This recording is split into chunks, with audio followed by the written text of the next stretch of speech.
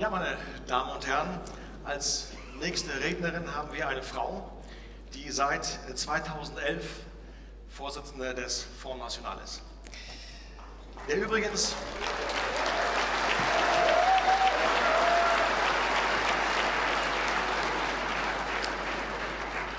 ich glaube, ihr wisst schon, wen ich meine. Der Front National, der übrigens schon gegründet worden ist im Jahre 1972. 1972, dagegen sind wir ja von der Alternative für Deutschland ja sowas wie eine Krabbelgruppe. Aber ich glaube, als Krabbelgruppe sind wir auch gar nicht mal so schlecht. Der Front National stellt die meisten Mitglieder in der ENF-Fraktion und es gibt kaum eine Partei, die sich schon so lange und so erfolgreich für ein starkes Frankreich, für das Bewahren der Identität und für ein Europa der Nationen einsetzt, wie der Front National. Und die Vorsitzende des Front National ist konsequent im Einsatz gegen eine brüsselhörige Politik. Dafür wird sie geliebt in ihrem Land und wie ich merke, hier auch. Begrüßt also mit mir recht herzlich die Frau mit dem schönsten Lächeln Frankreichs und die nächste Präsidentin Frankreichs, Marine Le Pen.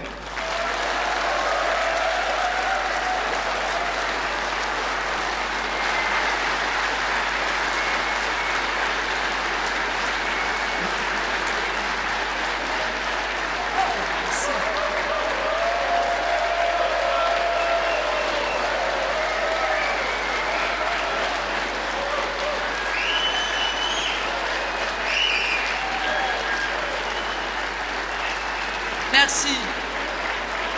Merci mes amis. Merci à vous et je veux remercier chaleureusement nos amis et partenaires de l'AfD qui nous accueillent aujourd'hui et particulièrement Frauke Petry et Markus Pretzel pour leur hospitalité. Merci à vous deux.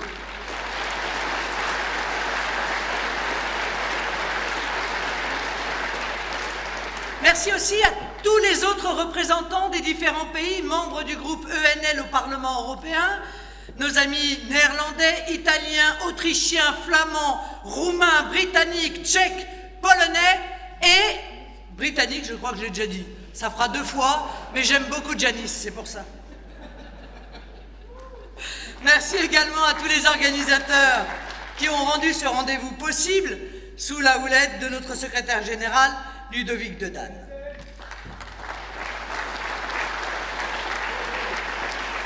Je l'ai déjà dit en France, mais le constat se répète partout ailleurs en Europe.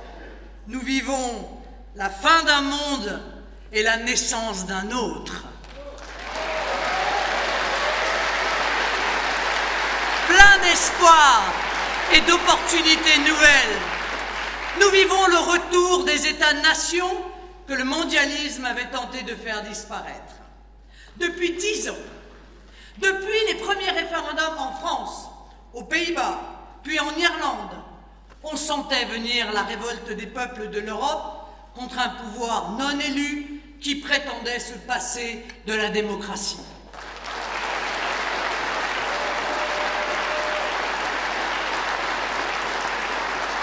Mais le premier véritable coup porté à l'ordre ancien, l'élément déclencheur qui va entraîner dans sa course tous les dominos de l'Europe, c'est le Brexit.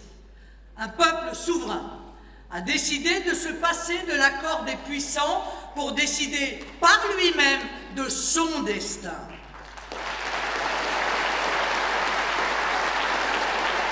Le second coup n'a pas tardé. L'élection de M. Trump à la présidence des États-Unis a mis les partisans du néolibéralisme dans un embarras encore plus grand.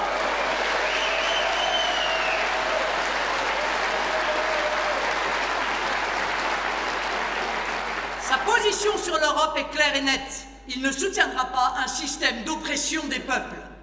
Et en prime, il a enterré le traité transatlantique. 2016 a été l'année où le monde anglo-saxon s'est réveillé. 2017, j'en suis sûr, sera l'année du réveil des peuples de l'Europe continentale.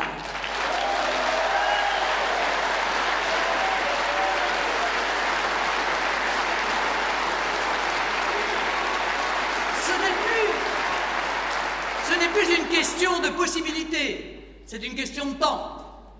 Mais nos élites ne voient pas ce changement du monde. Elles le refusent. Et tout est fait en Europe, dans chacun de nos pays, pour bloquer cette évolution qui est pourtant irréversible. L'Union européenne est devenue une religion dont ils sont les prêtres. Ils ne peuvent plus réfléchir en dehors d'elle. Ils excommunient toute pensée différente. Ils interdisent toute critique de leur système. Ce sont les vrais dogmatiques. Ce sont les vrais antidémocrates.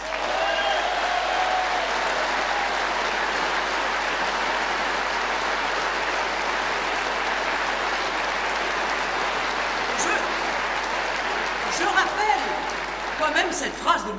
Juncker, tellement révélatrice qu'elle pourra figurer dans les livres d'histoire. Il ne peut y avoir de choix démocratique contre les traités européens. Voici la définition même de la tyrannie. Le peuple allemand, le peuple italien, le peuple espagnol, tous les peuples d'Europe sont soumis à une tyrannie. Cette tyrannie passe aussi par une guerre de l'information.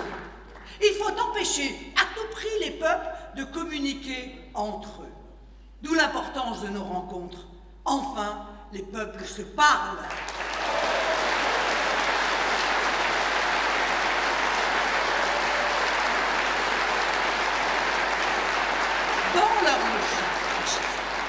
Dans leur logique, il faut que chaque peuple soit séparé des autres pour qu'ils ne puissent pas se liguer ensemble. C'est ainsi qu'en France, on ment sur l'Allemagne, qu'en Allemagne, on ment sur le Royaume-Uni, et ainsi de suite, en Italie, en Autriche, en Grèce. Car si les peuples venaient à découvrir qu'ils ne sont pas si différents que cela, et qu'ils ont tous un intérêt commun, celui de la liberté, alors c'en serait fini de l'Union européenne.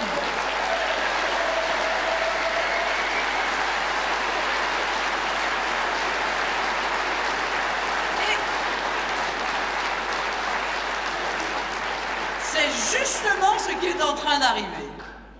En France, Madame Merkel est présentée comme une héroïne humanitaire,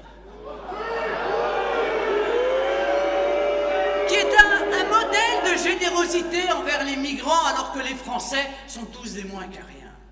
Sauf que jamais la presse française ne vient demander son avis au peuple allemand.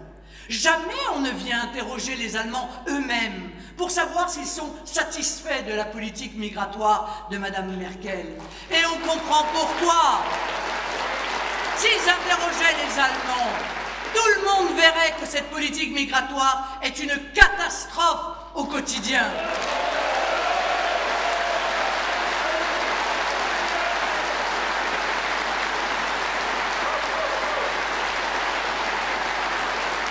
Je salue le courage de l'AfD, qui ose défier le gouvernement allemand sur ce sujet.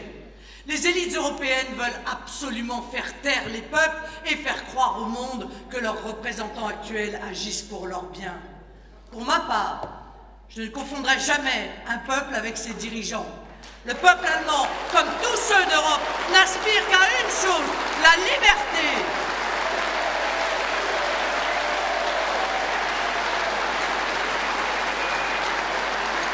La liberté et la sérénité, pouvoir vivre en paix, décider soi-même de son futur. Aujourd'hui, les dirigeants européens ne prennent pas en compte les intérêts nationaux, mais les intérêts d'une oligarchie. Une oligarchie financière qui se sert des institutions pour défendre des choix contraires à la volonté des peuples. Ce ne sont pas les Allemands qui veulent l'accueil des migrants. C'est le grand patronat allemand qui nuit d'ailleurs aux petites et moyennes entreprises.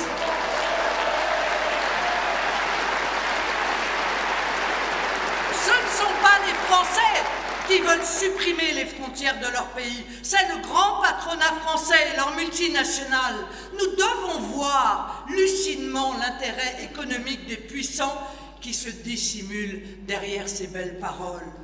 Car si l'on s'arrête une seconde sur l'immigration, on peut dire une chose qui vaudra dans tous les pays d'Europe. Nous avons largement, très largement même fait preuve de solidarité en ce domaine.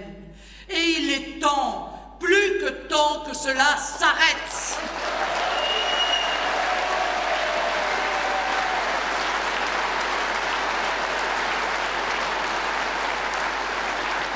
L'Allemagne a connu un afflux considérable d'immigrés.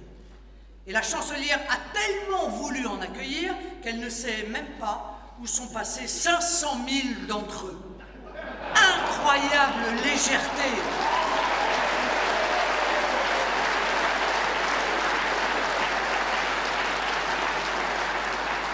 En France, on voudrait nous faire croire que le phénomène des migrants est marginal. Mais qui sait si les migrants disparus des radars en Europe ne sont pas déjà partis en France? Comment accepter que des villes et des villages se voient imposer l'accueil de dizaines ou centaines d'entre eux un peu partout dans le pays, souvent sans l'accord de la population ou même de la municipalité? Comment accepter que ces flux supplémentaires s'ajoutent à ceux déjà massifs de l'immigration légale, tellement massifs que chaque année, ce sont 200 000 personnes qui entrent sur le territoire français depuis maintenant 10 ans. Comment accepter cette immigration supplémentaire quand on sait que depuis des décennies, l'immigration clandestine n'est pas tarie? L'immigration a un coût considérable qui pèse sur les budgets sociaux. Elle fait aussi baisser les salaires et augmenter le chômage. Elle est source, c'est une évidence, d'insécurité. Et l'on sait très bien que parmi les flux de migrants se cachent des terroristes.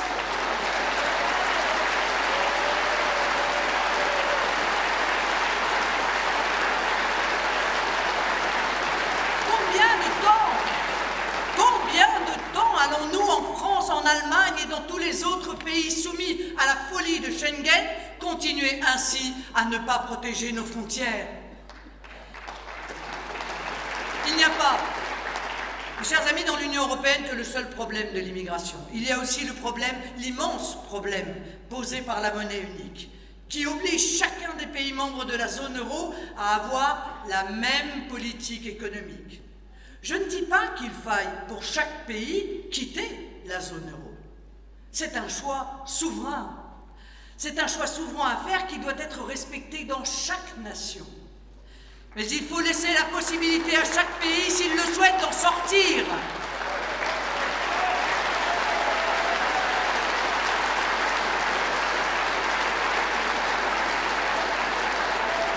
Je n'ai jamais considéré qu'il faudrait pour tous les pays d'Europe les solutions que je préconise pour la France.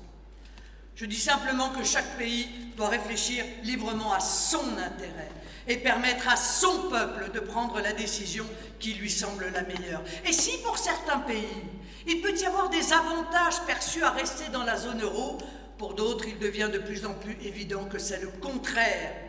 Pour la France, la monnaie unique est un instrument à détruire l'économie. Malgré toutes les stratégies mises en place pour sauver l'euro, comme instrument obligé pour tous, pour le rafistoler, pour le faire tenir tant bien que mal, la profonde diversité des peuples européens et de leurs économies propres revient au galop. Il y a derrière le mot peuple un tissu social particulier, des traditions familiales particulières. Il y a une langue, il y a une histoire. En somme, un peuple a une certaine épaisseur, une épaisseur qui n'est ni compressible, ni interchangeable.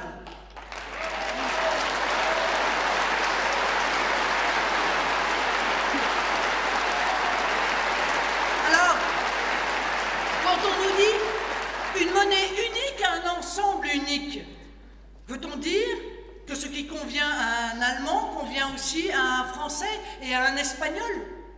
Mais l'économie de l'Allemagne, celle de la France, celle de l'Espagne ne fonctionnent pas hors sol. Elles sont ancrées dans des réalités nationales. Elles respirent au rythme des peuples. Nier cette diversité, comme le fait l'idée même d'une monnaie unique imposée à tous, c'est faire violence à l'Europe.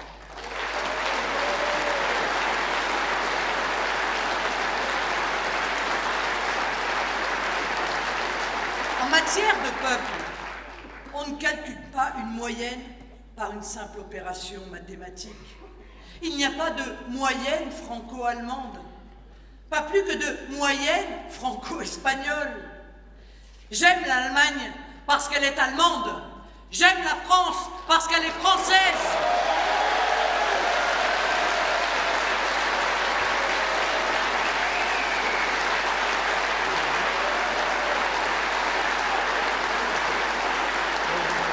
Je n'aime pas une chimère qui aurait comme ce monstre légendaire un corps allemand avec une queue grecque et 3 têtes, l'une française, l'autre espagnole et la dernière italienne.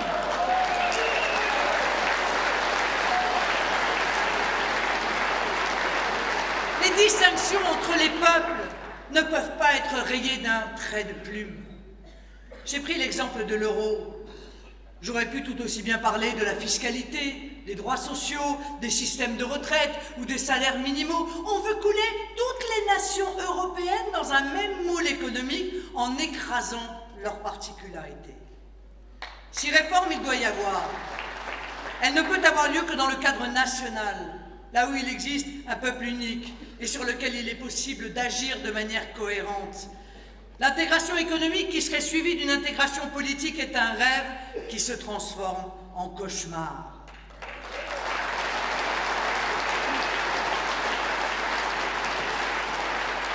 Nous le voyons donc à la fois dans les politiques migratoires, mais aussi dans les politiques économiques. Il n'y a plus de liberté quand il n'y a plus de souveraineté, c'est-à-dire de capacité à décider par nous-mêmes des choix à faire pour son pays. Aujourd'hui, on fait voter les représentants d'un pays pour créer des lois pour un autre pays, à l'autre bout du continent. Mais cela n'a aucun sens. Je n'ai pas envie qu'un autre pays décide pour le mien de ce qu'il doit faire. Et je n'ai pas envie que le mien décide pour les autres non plus.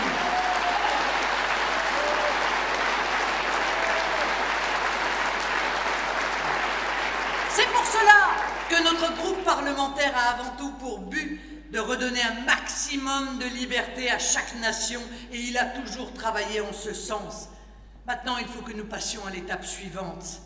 L'étape où nous ne nous contentons plus d'être une minorité au Parlement européen. L'étape où nous serons majoritaires dans les urnes à chaque élection. «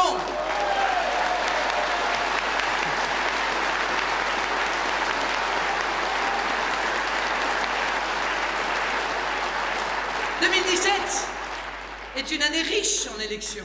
En France, tout d'abord, mais aussi aux Pays-Bas. Et je souhaite les plus grands succès possibles à notre ami Geert Wilders. Ici aussi,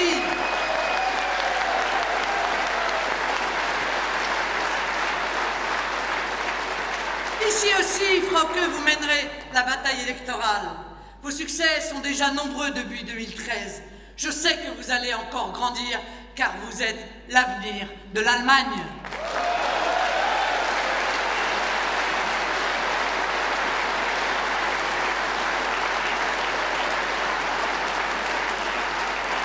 Ces succès pourraient changer la face de l'Europe. Si nous arrivons au pouvoir dans chacun des pays de l'Union, nous pourrons organiser en concertation un abandon raisonné de l'ancien monde, où chacun y trouvera son plus grand intérêt. Je veux que cette transition se passe le plus sereinement possible. Mais si seulement l'un d'entre nous arrive à ses fins, il portera l'espoir des autres. N'envisageons pas ce scénario, nous y arriverons tous!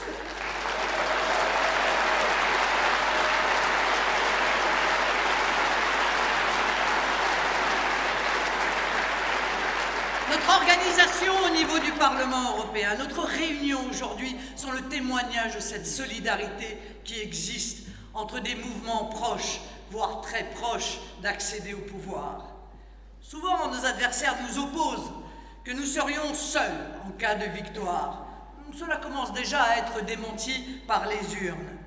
Mais plus fondamentalement, les peuples partagent entre eux des intérêts évidents et chacun peut constater qu'une politique patriote n'isolerait pas leur pays, mais au contraire susciterait une adhésion forte chez les autres peuples. Dans un monde où les États-Unis se recentrent sur eux-mêmes, dans un monde où 95% des pays ont des frontières nationales, dans un monde où l'on retrouve des protections, le patriotisme n'est pas une politique du passé, c'est une politique du futur.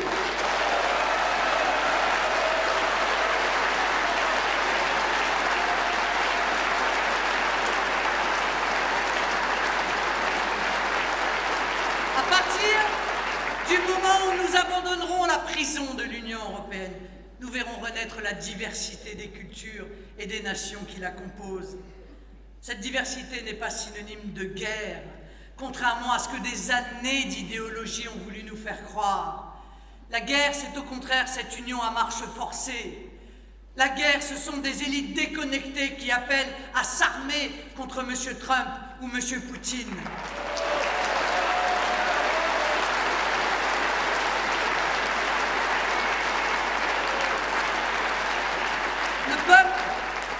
Le peuple différent, ce n'est pas le peuple ennemi. Le peuple différent, c'est celui avec lequel je vais tisser des liens. Avec l'Union européenne, les liens ne sont pas tissés, ils sont subis. L'euro ne nous lie pas, il nous ligote. Un projet qui s'oppose par la force aux aspirations des peuples n'est pas un projet viable.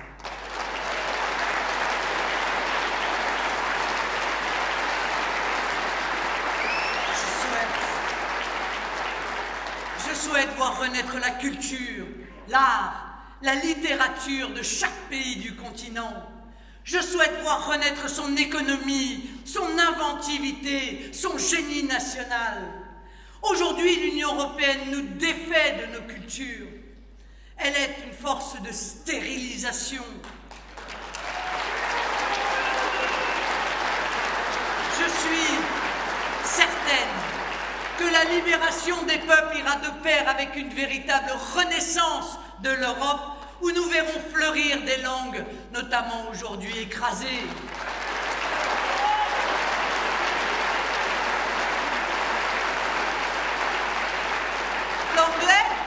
L'anglais a envahi toutes nos universités, et en Allemagne, c'est la même chose. Nos amis britanniques n'y sont pour rien. Eux, pour qui l'anglais est une langue maternelle. C'est la lâcheté de nos propres élites qui a permis cette capitulation de chaque culture.